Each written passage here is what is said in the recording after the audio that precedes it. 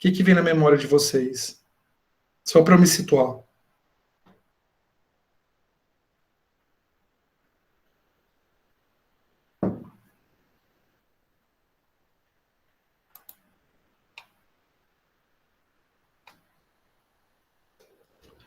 Vocês não lembram de nadinha, pessoal? O que é teoria estética evolutiva? Faz muito tempo, Galego. Faz tempo que a gente teve essa matéria, foi no segundo período. Então, bem difícil. Eu, pelo menos, não lembro de muita coisa. Tá. Tô com Godinho. Mas vocês lembram das contribuições do Darwin, pelo menos? O que o Darwin trouxe de contribuição para a teoria evolutiva? Que o afastamento geográfico ele contribuía para a evolução de uma espécie. Por exemplo, dos tentilhões. Ele percebeu que os tentilhões que viviam em ilhas diferentes, eles possuíam bicos diferentes por causa da alimentação. Então, esse afastamento geográfico e a alimentação deles acabou contribuindo para que eles evoluíssem daquela maneira. Luiz, Godinho, qual que é a contribuição do afastamento geográfico aí nesse caso e qual a contribuição da alimentação? Tá, a do afastamento geográfico, ela atuou na diversificação dos tentilhões. Por quê? Espécies diferentes, gerando espécies diferentes, e então eles não cruzavam. Por quê? Porque eles não cruzavam entre si, e de ilhas diferentes. Já a alimentação... Quando não cruza entre si, como que chama o mecanismo evolutivo relacionado a cruzamento? Você lembra? Não lembro. Tá, não, pode estar aí no caminho, tá bom, pode continuar. Aí já na alimentação, ele percebeu que o alimento que eles consumiam acabou modificando no bico desses pássaros. Então, por exemplo, um animal que comia sementes pequenas, ele possuía um bico totalmente diferente de um animal que comia sementes maiores, ou insetos. Tá, mas como que foi essa questão do bico? O fato de ter o alimento, o bico se transformou em maior ou menor? Repete a pergunta, explica a pergunta, por favor. Tá. Você disse que conforme o alimento era o tipo de bico, certo? Sim. Aí quer dizer que o alimento fazia o bico ficar maior ou menor? Não o alimento, o tempo, e eles tiveram que se adaptar para isso, para consumir. Eles tiveram que se adaptar? Não sei se adaptar a palavra. Como que o Lamarck explicaria essa questão do bico? Tá. Deixa eu pensar um pouquinho. Porque você está indo, o jeito que você está falando, você está indo numa perspectiva lamarquista. Sim. Que isso é importante vocês conseguirem perceber, né? Vai lá, Sarinha, me ajuda. Vai, Sara, ajuda aí. Mas tá indo bem, isso que eu quero mesmo, precisa ver essas coisas. Não, só queria confirmar. Por exemplo, se fosse na proposta de Darwin, teriam os animais com o bico longo, o bico curto, o bico médio. E aí, os que fossem mais adaptados àquele tipo de alimento permaneceriam, se reproduziriam. E os que não forem, eles iriam morrer, né? Porque não iam conseguir se alimentar bem. E aí, se fosse Lamarck, ele ia falar justamente isso, né? Que o alimento iria condicionar o tamanho do bico, né? Então, se o alimento fosse maior, o bico seria maior. E vice-versa, eu acho, né? Sara, eu te amo. É que a ideia sua está certa, Luísa, porque você trouxe, por exemplo, a ideia da especiação alopátrica, né? Que é essa questão do isolamento geográfico, que não é bem o Darwin, ele não traz a ideia do isolamento geográfico, né? Isso aí é posterior, é o Mayr, na verdade, que acaba trazendo isso. Mas o modelo que o Darwin utilizou, ele teve a sorte de utilizar um modelo que você tinha isolamento geográfico, porque eram animais de uma mesma origem biológica, né, que acabaram ficando isolados nas ilhas. Mas o Darwin, ele propôs essa questão do tipo de alimento atuar como um agente seletivo. Aí a Aline até usou o termo seleção natural, né, que é bem... Quando falar em Darwin, tem que vir na cabeça de vocês na hora. Seleção natural, tá? Darwin é seleção natural, e isso tem na teoria estética evolutiva. Certo? Mas legal, o que você trouxe está certo, tem a ver com a questão do alimento, né? É que a forma que você disse, ela foi lamarquista. Eu me confundo às vezes, galera. Sim. Mas é importante a gente ter essa reflexão porque o Lamarck, para o Lamarck, o meio ele era um agente produtor da mudança, né? E por Darwin, o meio é um agente seletor, né? Então o meio atua como um agente de seleção natural, e para o Lamarck o meio ele produz a mudança no organismo. Entendi. E aí, quando a gente fala o termo adaptação, a gente está fazendo referência ao Darwin também, certo? Então, toda vez que usar o termo adaptação, é Darwin. Ok. Certo? Porque o Lamarck, na verdade, ele não traz a ideia de adaptação, né? Ele traz essa ideia que os organismos se modificam em virtude do que o meio produz neles, né? Que o caso do Lamarck, qual a questão, Sara? O Lamarck, ele propõe um mecanismo evolutivo que ele pode ser compreendido na perspectiva molecular hoje, né, principalmente a partir da epigenética. A gente vai ver numa das próximas aulas, na questão da epigenética. Porém, ele tentou elaborar isso para a perspectiva morfológica. E para a perspectiva morfológica, o lamarckismo não funciona muito bem, né? Mas ele tem um papel importantíssimo na história da evolução, porque ele traz essa ideia de mudança ao longo do tempo de uma forma mais categórica do que tinha ocorrido antes, né? Então, ele tem uma contribuição histórica importante, mas o grande problema da teoria do Lamarck é a questão da herdabilidade dos caracteres adquiridos. Então, ele diz que uma vez que o caractere é adquirido, ele pode ser transmitido para a geração seguinte. Então, isso é um problema, né? Hoje a gente consegue compreender até certo ponto que em algumas situações, por exemplo, pode ser que o sistema imune ele possa evoluir desse jeito, né, de uma maneira lamarquista. Então, o organismo ele pode aprender a lidar com certos patógenos e a descendência, dependendo da situação, pode herdar essa capacidade. Então, seria uma mudança que ocorre no organismo e que é transmitida para a geração seguinte. Mas isso aí também ainda não é muito claro, né? Mas ele tem um papel importante na história da evolução. Talvez não teria um espaço para o Darwin se o Lamarck não tivesse defendido a teoria de evolução quando o Lamarck defendeu, né? O Lamarck defende a teoria de evolução dele no começo do século XIX e o Darwin em meados, né? Então ele abriu um precedente importante para se pensar a questão da mudança ao longo do tempo. Porque até então a perspectiva dominante era a perspectiva fixista, né? Que os organismos não mudam ao longo do tempo. Mas isso é a questão importante. A seleção natural ainda, ela é um mecanismo aceito como um dos mais importantes para a evolução das espécies. A teoria estética evolutiva traz isso forte, tá? Ainda, mas além da seleção natural, outros mecanismos evolutivos foram descobertos, né? Não é que descobertos, foram identificados. Na verdade, não se conhecia o efeito desses mecanismos, e aí, a partir de um conjunto muito grande de estudos, esses mecanismos, né, além da seleção natural, foram determinados, certo?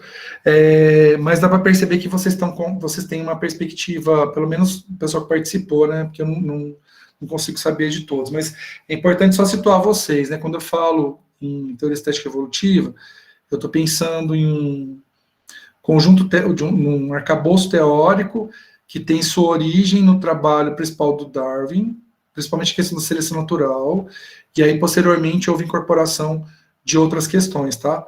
Porque a seleção natural, ela não deixou de ser um foco importante na teoria estética evolutiva. Na verdade, a partir da seleção natural é que a discussão dos outros mecanismos evolutivos, certo? Mas isso que a Sara colocou do Lamarck, a gente não pode menosprezar tanto o Lamarck quanto alguns livros didáticos fazem, né? Tem livro didático que quase que esculacha o coitado, né? E não é bem assim que funcionou o processo. Ele estava numa sociedade mais conservadora, né? O Lamarck, ele apresentou o trabalho dele na Sociedade Científica Francesa, que era mais conservadora que a inglesa, que foi onde o Darwin apresentou o trabalho. O Lamarck não era uma pessoa com muitas posses, o Darwin fazia parte da sociedade britânica, né, de uma família muito rica. Vocês sabem que isso tem impacto, né? Quer dizer, o discurso de onde ele vem, ele pode ser mais forte ou menos forte, né? Então, o Darwin tinha algumas condições que favoreciam, mas, obviamente, a teoria dele é muito bem fundamentada, foi uma teoria que ele demorou 20 anos para amadurecer, né? Então, tem essa questão também, né? Fora os outros atenuantes, assim, digamos, né? De ser de uma família rica, de ter uma geração de pessoas que de alguma forma contribuíram para a ciência, dele ter bons relacionamentos dentro, né, dos círculos científicos. Então tem bastante coisa que contribui. para o sucesso do Darwin, mas não estou desmerecendo a capacidade intelectual e o brilhantismo do trabalho do Darwin, tá? Mas digamos assim que isso tudo, dentro daquele contexto, foi favorecido, né? Se fosse um outro contexto, talvez não fosse tanto. Mas devemos atribuir a questão, né, de levar para discussão a evolução, né, a mudança ao longo do tempo, ao Lamarck, que foi o primeiro a fazer isso numa sociedade científica e fazer isso de forma mais categórica. Certo? Bom, aí, tendo essa ideia, só para frisar aqui, que até o trabalho do Darwin ser aceito, basicamente a perspectiva que era mantida era o fixismo, tá? Que é essa ideia que os organismos não mudam ao longo do tempo, certo? E que cada espécie tem sua origem independente, né? Então, o evolucionismo, além de dizer que de afirmar que os organismos mudam ao longo do tempo, ele também traz essa ideia de ancestralidade comum, que é um fato importante, certo? E aí, nessa tabelinha aqui, vejam que eu digo que o fixismo ele foi aceito até meados do século XIX, na ciência, tá, gente? Na ciência, porque no cotidiano o fixismo ainda é uma perspectiva muito aceita, certo? Eu lembro que a gente tinha a Liga Acadêmica de Evolução, e aí uma aluna disse assim, né? A gente estava conversando, não sei o que, ela disse assim, minha avó já dizia que pau que nasce torto nunca se endireita, né? Aí, na hora que ela falou isso, eu falei assim para ela, essa liga é uma liga acadêmica de evolução. Como que você traz uma máxima que é do fixismo, né? Porque o pau que nasce torto nunca se endireita, dá essa ideia de que as coisas não mudam, né? Que uma vez que ela é daquele jeito, ela é daquele jeito. Então, assim, achei muito curioso, mas por quê? Porque ainda há um predomínio de pensamento fixista fora da ciência, né? Inclusive, dentro da ciência, às vezes, algumas áreas, né, que não a biologia, ainda mantém certas perspectivas mais fixistas, né? Bom, então, basicamente, o que a gente chama de evolução, ela tem um fluxo, né, de acontecimentos que tem a ver com a origem da diversificação, né, nas espécies, nas populações, por meio de processos tipo mutação ou recombinação. Essa diversificação ela é sujeita, né, à ação de fatores de mecanismos ambientais, tanto dentro do organismo quanto fora dele, que a gente chama isso de seleção natural de forma geral, e essa diversidade, né, que sobrevive à seleção, ela está relacionada às adaptações, e aquela que não sobrevive, normalmente leva o organismo à extinção. Então, isso aqui é um fluxograma, assim, bem básico de evolução, a respeito do que a gente chama de evolução na natureza, certo? E aí, só retomando um pouco o Darwin, né, o Darwin ele traz duas premissas no trabalho dele, uma da ancestralidade comum e outra da teoria de seleção natural, né? Porém, o Mayr, que foi um pesquisador muito importante, tão importante que o Godinho trouxe justamente uma perspectiva do Mayr, que é a especiação alopátrica, né? Ele é um dos pais dessa perspectiva, né, de especiação. Aliás, o Mayr é um dos proponentes das teorias de especiação. Ele, fazendo uma análise mais profunda, né, dos trabalhos do Darwin, ele identificou não duas premissas, mas 5 premissas. Então, além da ancestralidade comum e da seleção natural, ele também afirma que a origem das espécies traz a questão da evolução como tal, porque isso é novo, né? Se parar para pensar que a perspectiva dominante era fixista, então o Darwin ele fala de evolução o tempo inteiro, né? Apesar que o Darwin não assume isso como uma premissa, isso é uma premissa na origem das espécies, né? Outra coisa também que o Darwin ele trata, né, em vários momentos da origem das espécies, é que as formas, né, de mudança do organismo, elas tendem a ser graduais. E aí ele traz essa ideia de gradualidade filética. Então, ao longo da evolução de uma determinada espécie, as etapas de mudança, elas são graduais. Então, isso é outro ponto importante, segundo o Mayr. E um outro ponto, né, que o Darwin ele acaba não assumindo como premissa, é que a especiação acontece no nível populacional. Então, ele trata praticamente todos os exemplos no nível populacional, mas ele não assume isso como premissa. O Darwin assume só 2. Então, quando você lê o livro dele lá no comecinho, ele assume que todos os seres vivos descendem, né, de ancestrais comuns em alguma medida e que o mecanismo principal de evolução é a seleção natural, né? Só que além dessas premissas aqui, o Mayr, que foi um estudioso do Darwin e da evolução, ele também propõe outras.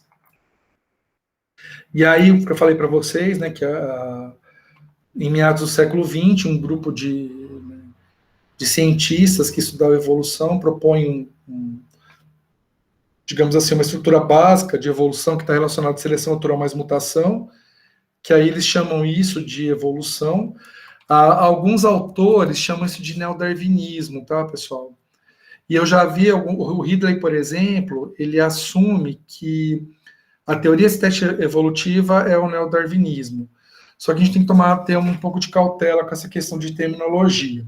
Por quê? Porque o que vai acontecer ao longo da elaboração dessa teoria estética evolutiva? Num primeiro momento, é incorporada a ideia de mutação à ideia de seleção natural. Então, a diversidade surge por mutação, e essa diversidade ela está sujeita à ação da seleção natural. Então, tem esses dois mecanismos no primeiro momento, que é uma primeira etapa da síntese evolutiva. E essa primeira etapa é chamada de neodarwinismo. Então, quando a gente fala de neodarwinismo, a gente tem que ter claro que o neodarwinismo ele acrescenta a ideia da origem da diversidade a partir da mutação. E aí mantém a questão da seleção natural, certo? E aí depois, claro, outros componentes vão sendo incorporados à teoria estética evolutiva, e a teoria estética evolutiva é mais do que seleção natural e mutação, certo? Mas eu já vi o Ridley, por exemplo, ele fala de teoria estética evolutiva ou neodarwinismo, e na verdade isso é só num primeiro momento, né? Porque logo depois, né, quando a síntese ela é efetivada, são acrescentados, né, os mecanismos de recombinação genética, de deriva genética e de fluxo gênico, certo? Aqui tem alguns nomes de cientistas, né, que contribuíram para essa síntese evolutiva, né? Um dos mais importantes é o Dobzhansky, que ele traz essa afirmativa, né, que nada faz sentido em biologia a não ser a luz da evolução, que todo mundo que faz biologia conhece essa afirmativa, assim, alguns até, eu já vi gente até que faz tatuagem com essa afirmativa e tudo mais, que é realmente uma questão muito importante, talvez seja a teoria unificadora da biologia, seja a evolução, né, não existe nenhuma outra teoria dentro da biologia que seja capaz, né, de integrar todas as diferentes formas de vida. E aí, só a título de curiosidade, eu vim de um grupo, né, de pesquisa, da minha formação no doutorado e no mestrado, que tem a sua origem no Dobzhansky, né? O orientador da minha orientadora foi orientado pelo Dobzhansky, então eu sou tipo quarta geração, né, de formador de pesquisadores, de formação de pesquisadores, que teve contribuição do Dobzhansky. O Dobzhansky foi muito importante para a consolidação de estudos, né, de genética e evolução aqui no Brasil. Ele veio várias vezes para cá, inclusive há contribuições dele, né, na Unesp de Rio Preto, onde eu fiz, na USP de Ribeirão Preto, em algumas universidades do Sul, na Federal do Rio de Janeiro, né, então ele acabou trazendo muito dinheiro, fez bastante investimentos, estudou principalmente a evolução de drosófila, né, a drosófila, na verdade, é um modelo de estudo, modelo animal de estudo, principalmente por causa de estudos não só, né, realizados pelo Dobzhansky, mas por outros pensadores, né? Então, foi um modelo muito importante até para boa parte dos mecanismos evolutivos, eles foram primeiro elucidados a partir de experimentos com drosófila, né, que é a mosquinha da fruta, é o gênero principalmente Drosophila melanogaster, né, mas não só ela. E aí a síntese evolutiva, ela traz todas essas questões aqui, né? Então, o fenótipo é diferente de genótipo, o fenótipo está relacionado à característica morfológica, por exemplo, e o genótipo é a informação genética, que as características adquiridas não são herdadas, ao contrário do que o Lamarck dizia, que as variações hereditárias, elas são transferidas de uma geração para outra a partir de fatores de informação que foram depois denominados de genes, né, que esses genes podem apresentar modificações dando origem a alelos a partir da ação de mutações, que além das mutações, né, é possível que a informação genética seja reorganizada durante a meiose a partir da recombinação, e isso pode ampliar o efeito da variação por mutações, que a mudança evolutiva ela é populacional, né, isso Darwin já dizia, e que as modificações das populações, né, então, a modificação das proporções gênicas das populações pode ocorrer tanto de forma aleatória, que é por deriva genética, quanto de forma não aleatória, que é por seleção natural. E que a seleção natural seria um dos, talvez, os mecanismos evolutivos, né, em conjunto, eles contribuem para a evolução das espécies, mas a seleção natural seria, talvez, o mecanismo mais relevante. E por isso que eu fiquei insistindo para vocês falarem do Darwin, né? Porque a contribuição do Darwin ela é mantida até hoje, que é justamente a questão do papel da seleção natural na evolução das espécies, certo? E aí, basicamente, o que a gente chama de síntese evolutiva, né? Ela congrega a ação de 5 mecanismos evolutivos, né? Mecanismos que produzem variabilidade, mutação, recombinação, mecanismos que modelam a variação, que é a seleção natural e a deriva genética, e mecanismos que permitem o intercâmbio da variação, que é o fluxo gênico. Certo? Essa parte de fato não precisa. E aí, basicamente, o que vocês precisam ter claro, né, sobre a questão da teoria sintética evolutiva? Que a teoria sintética evolutiva, ela propõe que a evolução ocorre pela ação de 5 mecanismos evolutivos, que são mecanismos que produzem variação, né, a mutação e a recombinação genética, mecanismos que vão produzir mudanças, né, nessa diversidade, mantendo essa diversidade ou eliminando diversidade, de forma aleatória por deriva genética, de forma não aleatória por seleção natural, e um fator que está relacionado ao intercâmbio de variação, que é o fluxo gênico, né?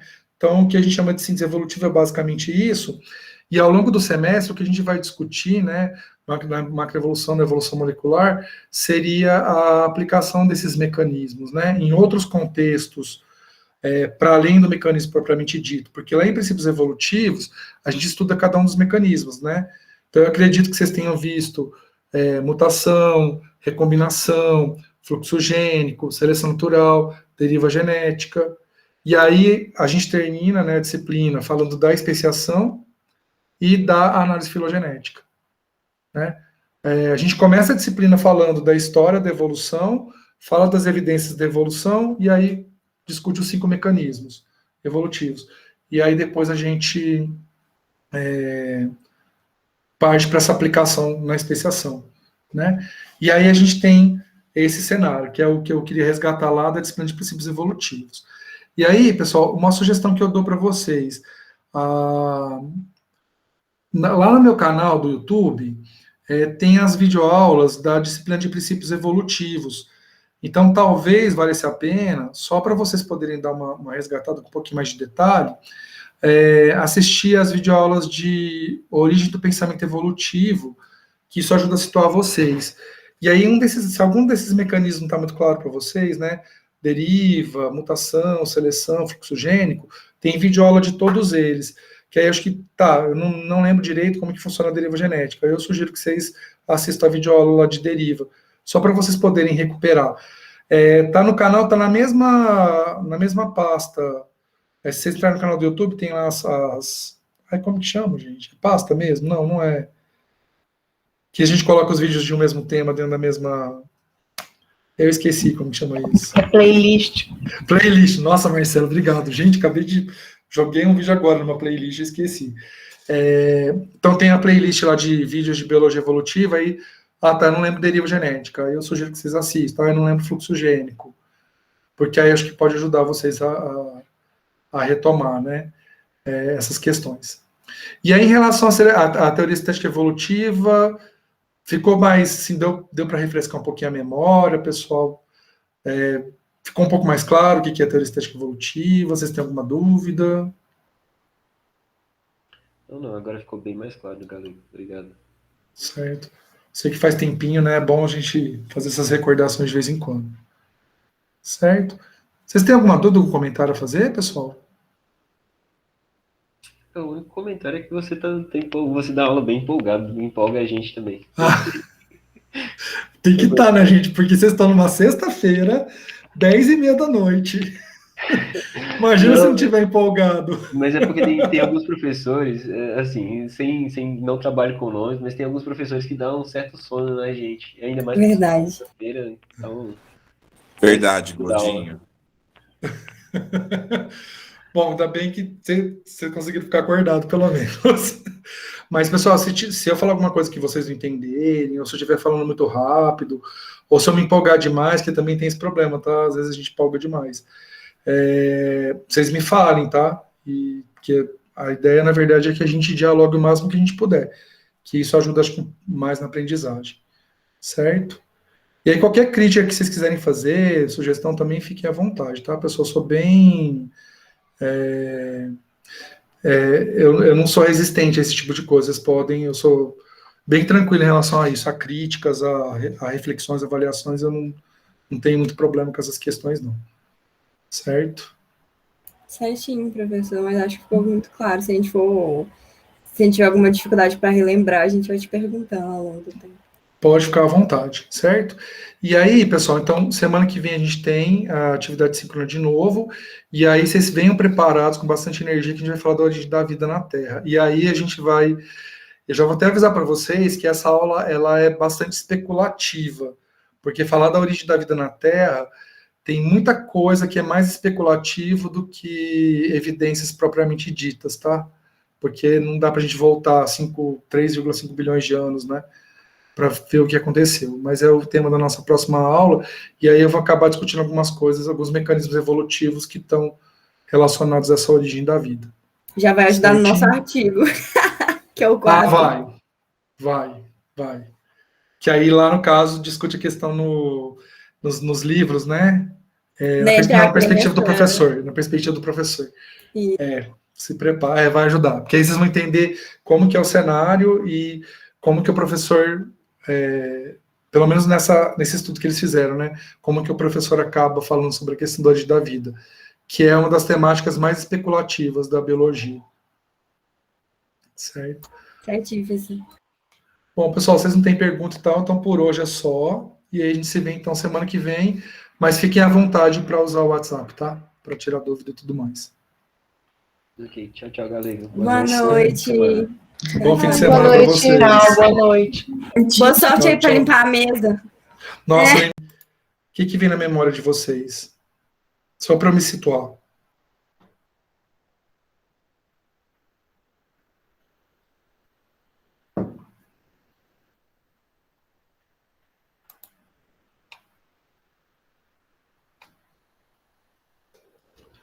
Vocês não lembram de nadinha, pessoal? O que é teoria estética evolutiva?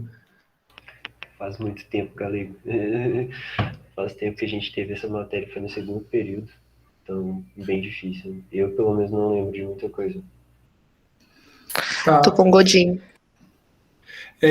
Mas vocês lembram das contribuições do Darwin, pelo menos? O que o Darwin trouxe de contribuição para a teoria evolutiva? Que o afastamento geográfico ele contribuía para a evolução de uma espécie, por exemplo, dos tentilhões. Ele percebeu que os tentilhões que viviam em ilhas diferentes, eles possuíam bicos diferentes por causa da alimentação. Então, esse afastamento geográfico e a alimentação deles acabou contribuindo para que eles evoluíssem daquela maneira.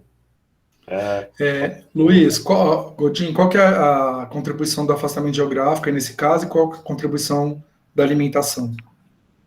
Tá, a do afastamento geográfico, ela atuou na diversificação dos tentilhões. Já Por quê?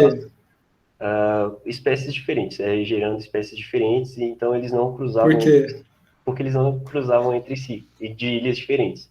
Já a alimentação... Quando não cruza entre si, como que chama o mecanismo evolutivo relacionado a cruzamento? Você lembra? Não lembro. Tá, não, pode estar aí no caminho, tá bom, pode continuar.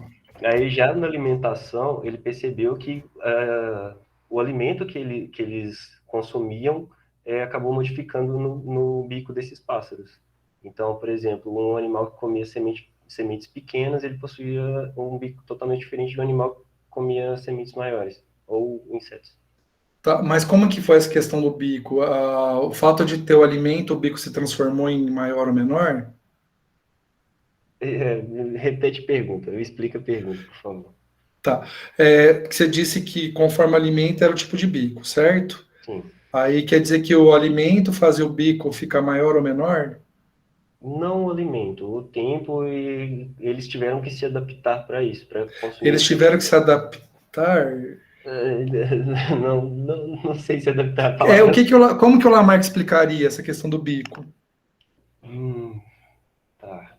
Deixa eu pensar um pouquinho. Porque você está indo, o jeito que você está falando, você está indo numa perspectiva lamarquista. Sim, que isso é importante vocês conseguirem perceber, né? Vai lá, Sarinha, me ajuda. Vai, Sara, ajuda aí. Mas tá indo bem, isso que eu quero mesmo, precisa ver essas coisas. Não, só queria confirmar. Por exemplo, se fosse na proposta de Darwin, teriam os animais com o bico longo, o bico curto, o bico médio. E aí, os que fossem mais adaptados àquele tipo de alimento permaneceriam, se reproduziriam. E os que não forem, eles iriam morrer, né? Porque não ia conseguir se alimentar bem. E aí, se fosse Lamarck, ele ia falar justamente isso, né? Que o alimento iria condicionar o tamanho do bico, né? Então, se o alimento fosse maior, o bico seria maior. E vice-versa, eu acho, né? Sara, eu te amo. É que a ideia sua está certa, Luísa, que você trouxe, por exemplo, a ideia da especiação alopátrica, né? Que é essa questão do isolamento geográfico, que não é bem o Darwin, ele não traz a ideia do isolamento geográfico, né? Isso aí é posterior, é o Mayr, na verdade, que acaba trazendo isso. Mas o modelo que o Darwin utilizou, ele teve a sorte de utilizar um modelo que você tinha um isolamento geográfico, porque eram animais de uma mesma origem biológica, né, que acabaram ficando isolados nas ilhas. Mas o Darwin, ele propôs essa questão do tipo de alimento atuar como um agente seletivo. Aí a Aline até usou o termo seleção natural, né, que é bem... Quando falar em Darwin, tem que vir na cabeça de vocês na hora. Seleção natural. Tá? Darwin é seleção natural. E isso tem na teoria estética evolutiva. Certo? Mas legal que você trouxe, está certo, tem a ver com a questão do alimento, né? É que a forma que você disse, ela foi lamarquista. Eu me confundo às vezes, galera. Sim. Mas é importante a gente ter essa reflexão porque o Lamarck, para o Lamarck, o meio ele era um agente produtor da mudança, né? E por Darwin, o meio é um agente seletor, né? Então o meio atua como um agente de seleção natural. E para o Lamarck, o meio ele produz a mudança no organismo. Entendi. E aí, quando a gente fala o termo adaptação, a gente está fazendo referência ao Darwin também, certo? Então, toda vez que usar o termo adaptação, é Darwin. Ok. Certo? Porque o Lamarck, na verdade, ele não traz a ideia de adaptação, né? Ele traz essa ideia que os organismos se modificam em virtude do que o meio produz neles, né? Que o caso do Lamarck, qual a questão, Sara? O Lamarck, ele propõe um mecanismo evolutivo que ele pode ser compreendido na perspectiva molecular hoje, né, principalmente a partir da epigenética. A gente vai ver numa das próximas aulas, na questão da epigenética. Porém, ele tentou elaborar isso para a perspectiva morfológica. E para a perspectiva morfológica, o lamarckismo não funciona muito bem. Né? Mas ele tem um papel importantíssimo na história da evolução, porque ele traz essa ideia de mudança ao longo do tempo de uma forma mais categórica do que tinha ocorrido antes. Né? Então, ele tem uma contribuição histórica importante, mas o grande problema da teoria do Lamarck é a questão da herdabilidade dos caracteres adquiridos. Então, ele diz que uma vez que o caractere é adquirido, ele pode ser transmitido para a geração seguinte. Então, isso é um problema. Né? Hoje a gente consegue compreender até certo ponto que em algumas situações, por exemplo, pode ser que o sistema imune ele possa evoluir desse jeito, né, de uma maneira lamarquista. Então, o organismo ele pode aprender a lidar com certos patógenos e a descendência, dependendo da situação, pode herdar essa capacidade. Então, seria uma mudança que ocorre no organismo e que é transmitida para a geração seguinte. Mas isso aí também ainda não é muito claro, né? Mas ele tem um papel importante na história da evolução. Talvez não teria um espaço para o Darwin se o Lamarck não tivesse defendido a teoria de evolução quando o Lamarck defendeu, né? O Lamarck defende a teoria de evolução dele no começo do século XIX e o Darwin em meados, né? Então ele abriu um precedente importante para se pensar a questão da mudança ao longo do tempo. Porque até então a perspectiva dominante era a perspectiva fixista, né? Que os organismos não mudam ao longo do tempo. Mas isso é a questão importante. A seleção natural ainda, ela é um mecanismo aceito como um dos mais importantes para a evolução das espécies. A teoria estética evolutiva traz isso forte, tá? Ainda, mas além da seleção natural, outros mecanismos evolutivos foram descobertos, né? Não é que descobertos, foram identificados. Na verdade, não se conhecia o efeito desses mecanismos, e aí, a partir de um conjunto muito grande de estudos, esses mecanismos, né, além da seleção natural, foram determinados, certo? Mas dá para perceber que vocês têm uma perspectiva, pelo menos o pessoal que participou, né, porque eu não consigo saber de todos, mas é importante só situar vocês, né, quando eu falo em teoria estética evolutiva, eu estou pensando em um conjunto, num arcabouço teórico que tem sua origem no trabalho principal do Darwin, principalmente a questão da seleção natural, e aí, posteriormente, houve incorporação de outras questões, tá? Porque a seleção natural, ela não deixou de ser um foco importante na teoria estética evolutiva. Na verdade, a partir da seleção natural é que a discussão dos outros mecanismos evolutivos, certo? Mas isso que a Sara colocou do Lamarck, a gente não pode menosprezar tanto o Lamarck quanto alguns livros didáticos fazem, né? Tem livro didático que quase que esculacha o coitado, né? E não é bem assim que funcionou o processo. Ele estava numa sociedade mais conservadora, né? O Lamarck, ele apresentou o trabalho dele na sociedade científica francesa, que era mais conservadora que a inglesa, que foi onde o Darwin apresentou o trabalho. O Lamarck não era uma pessoa com muitas posses, o Darwin fazia parte da sociedade britânica, né, de uma família muito rica. Vocês sabem que isso tem impacto, né? Quer dizer, o discurso de onde ele vem, ele pode ser mais forte ou menos forte, né? Então, o Darwin tinha algumas condições que favoreciam, mas, obviamente, a teoria dele é muito bem fundamentada, foi uma teoria que ele demorou 20 anos para amadurecer, né? Então, tem essa questão também, né? Fora os outros atenuantes, assim, digamos, né? De ser de uma família rica, de ter uma geração de pessoas que, de alguma forma, contribuíram para a ciência, dele ter bons relacionamentos dentro, né, dos círculos científicos. Então, tem bastante coisa que contribui para o sucesso do Darwin, mas não estou desmerecendo a capacidade intelectual e o brilhantismo do trabalho do Darwin, tá? Mas, digamos assim, que isso tudo, dentro daquele contexto, foi favorecido, né? Se fosse um outro contexto, talvez não fosse tanto. Mas devemos atribuir a questão, né, de levar para discussão a evolução, né, a mudança ao longo do tempo ao Lamarck, que foi o primeiro a fazer isso numa sociedade científica e fazer isso de forma mais categórica, certo? Bom, aí, tendo essa ideia, só para frisar aqui, que até o trabalho do Darwin ser aceito, basicamente a perspectiva que era mantida era o fixismo, tá? Que é essa ideia que os organismos não mudam ao longo do tempo, certo? E que cada espécie tem sua origem independente, né? Então, o evolucionismo, além de dizer que de afirmar que os organismos mudam ao longo do tempo, ele também traz essa ideia de ancestralidade comum, que é um fato importante, certo? E aí, nessa tabelinha aqui, vejam que eu digo que o fixismo ele foi aceito até meados do século XIX, na ciência, tá, gente? Na ciência, porque no cotidiano, o fixismo ainda é uma perspectiva muito aceita, certo? Eu lembro que a gente tinha a Liga Acadêmica de Evolução, e aí uma aluna disse assim, né? A gente estava conversando, não sei o que, ela disse assim, minha avó já dizia que pau que nasce torto nunca se endireita, né? Aí, na hora que ela falou isso, eu falei assim para ela, essa liga é uma liga acadêmica de evolução. Como que você traz uma máxima que é do fixismo, né? Porque o pau que nasce torto nunca se endireita, dá essa ideia de que as coisas não mudam, né? Que uma vez que ela é daquele jeito, ela é daquele jeito.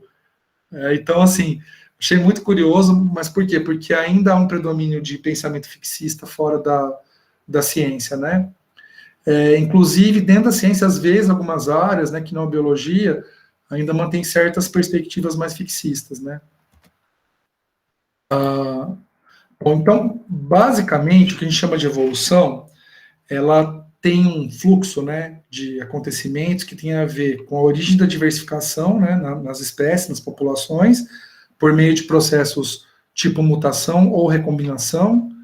Essa diversificação ela é sujeita, né, à ação de fatores de mecanismos ambientais, tanto dentro do organismo quanto fora dele, que a gente chama isso de seleção natural de forma geral, e essa diversidade, né, que sobrevive à seleção, ela está relacionada às adaptações, e aquela que não sobrevive, normalmente leva o organismo à extinção. Então, isso aqui é um fluxograma, assim, bem básico de evolução, a respeito do que a gente chama de evolução na natureza, certo? E aí, só retomando um pouco o Darwin, né, o Darwin ele traz duas premissas no trabalho dele, uma da ancestralidade comum e outra da teoria de seleção natural, né? Porém, o Mayr, que foi um pesquisador muito importante, tão importante que o Godinho trouxe justamente uma perspectiva do Mayr, que é a especiação alopátrica, né? Ele é um dos pais dessa perspectiva, né, de especiação. Aliás, o Mayr é um dos proponentes das teorias de especiação. Ele, fazendo uma análise mais profunda, né, dos trabalhos do Darwin, ele identificou não duas premissas, mas 5 premissas. Então, além da ancestralidade comum e da seleção natural, ele também afirma que a origem das espécies traz a questão da evolução como tal, porque isso é novo, né? Se parar para pensar que a perspectiva dominante era fixista, então o Darwin ele fala de evolução o tempo inteiro, né? Apesar que o Darwin não assume isso como uma premissa, isso é uma premissa na origem das espécies, né? Outra coisa também que o Darwin ele trata, né, em vários momentos da origem das espécies, é que as formas, né, de mudança do organismo, elas tendem a ser graduais. E aí ele traz essa ideia de gradualidade filética. Então, ao longo da evolução de uma determinada espécie, as etapas de mudança, elas são graduais. Então, isso é outro ponto importante, segundo o Mayr. E um outro ponto, né, que o Darwin ele acaba não assumindo como premissa, é que a especiação acontece no nível populacional. Então, ele trata praticamente todos os exemplos no nível populacional, mas ele não assume isso como premissa. O Darwin assume só 2. Então, quando você lê o livro dele lá no comecinho, ele assume que todos os seres vivos descendem, né, de ancestrais comuns em alguma medida e que o mecanismo principal de evolução é a seleção natural, né? Só que além dessas premissas aqui, o Mayr, que foi um estudioso do Darwin e da evolução, ele também propõe outras. E aí, o que eu falei para vocês, né, que em meados do século XX, um grupo de cientistas que estudaram evolução propõe digamos assim, uma estrutura básica de evolução que está relacionada à seleção natural mais mutação, que aí eles chamam isso de evolução. Alguns autores chamam isso de neodarwinismo, tá, pessoal? E eu já vi, o Ridley, por exemplo, ele assume que a teoria estética evolutiva é o neodarwinismo. Só que a gente tem que ter um pouco de cautela com essa questão de terminologia. Por quê? Porque o que vai acontecer ao longo da elaboração dessa teoria estética evolutiva? Num primeiro momento, é incorporada a ideia de mutação à ideia de seleção natural. Então, a diversidade surge por mutação, e essa diversidade ela está sujeita à ação da seleção natural. Então, tem esses dois mecanismos no primeiro momento, que é uma primeira etapa da síntese evolutiva. E essa primeira etapa é chamada de neodarwinismo. Então, quando a gente fala de neodarwinismo, a gente tem que ter claro que o neodarwinismo ele acrescenta a ideia da origem da diversidade a partir da mutação. E aí mantém a questão da seleção natural. Certo? E aí depois, claro, outros componentes vão sendo incorporados à teoria estética evolutiva, e a teoria estética evolutiva é mais do que seleção natural e mutação, certo? Mas eu já vi o Ridley, por exemplo, ele fala de teoria estética evolutiva ao neodarwinismo, e na verdade, isso é só num primeiro momento, né? Porque logo depois, né, quando a síntese ela é efetivada, são acrescentados, né, os mecanismos de recombinação genética, de deriva genética e de fluxo gênico, certo? Aqui tem alguns nomes de cientistas, né, que contribuíram para essa síntese evolutiva, né? Um dos mais importantes é o Dobzhansky, que ele traz essa afirmativa, né, que nada faz sentido em biologia a não ser a luz da evolução, que todo mundo que faz biologia conhece essa afirmativa, assim, alguns até, eu já vi gente até que faz tatuagem com essa afirmativa e tudo mais, que é realmente uma questão muito importante, talvez seja a teoria unificadora da biologia, seja a evolução, né, não existe nenhuma outra teoria dentro da biologia que seja capaz, né, de integrar todas as diferentes formas de vida. E aí, só a título de curiosidade, eu vim de um grupo, né, de pesquisa, na minha formação no doutorado e no mestrado, que tem a sua origem no Dobzhansky, né? O orientador da minha orientadora foi orientado pelo Dobzhansky, então eu sou tipo quarta geração, né, de formador de pesquisadores, de formação de pesquisadores, que teve contribuição do Dobzhansky. O Dobzhansky foi muito importante para a consolidação de estudos, né, de genética e evolução aqui no Brasil. Ele veio várias vezes para cá, inclusive há contribuições dele, né, na Unesp de Rio Preto, onde eu fiz, na USP de Ribeirão Preto, em algumas universidades do Sul, na Federal do Rio de Janeiro, né, então ele acabou trazendo muito dinheiro, fez bastante investimentos, estudou principalmente a evolução de drosófila, né, a drosófila, na verdade, é um modelo de estudo, modelo animal de estudo, principalmente por causa de estudos não só, né, realizados pelo Dobzhansky, mas por outros pensadores, né. Então, foi um modelo muito importante até para boa parte dos mecanismos evolutivos, eles foram primeiro elucidados a partir de experimentos com drosófila, né, que é a mosquinha da fruta, o gênero principalmente Drosophila melanogaster, né, mas não só ela. E aí a síntese evolutiva, ela traz todas essas questões aqui, né, então o fenótipo é diferente de genótipo, o fenótipo está relacionado à característica morfológica, por exemplo, e o genótipo é a informação genética, que as características adquiridas não são herdadas, ao contrário do que o Lamarck dizia, que as variações hereditárias, elas são transferidas de uma geração para outra a partir de fatores de informação que foram depois denominados de genes, né, que esses genes podem apresentar modificações dando origem a alelos a partir da ação de mutações, que além das mutações, né, é possível que a informação genética seja reorganizada durante a meiose a partir da recombinação, e isso pode ampliar o efeito da variação por mutações, que a mudança evolutiva ela é populacional, né, isso Darwin já dizia, e que as modificações das populações, né, então, a modificação das proporções gênicas das populações pode ocorrer tanto de forma aleatória, que é por deriva genética, quanto de forma não aleatória, que é por seleção natural. E que a seleção natural seria um dos, talvez, os mecanismos evolutivos, né, em conjunto, eles contribuem para a evolução das espécies, mas a seleção natural seria, talvez, o mecanismo mais relevante. E por isso que eu fiquei insistindo para vocês falarem do Darwin, né, porque a contribuição do Darwin ela é mantida até hoje, que é justamente a questão do papel da seleção natural na evolução das espécies, certo?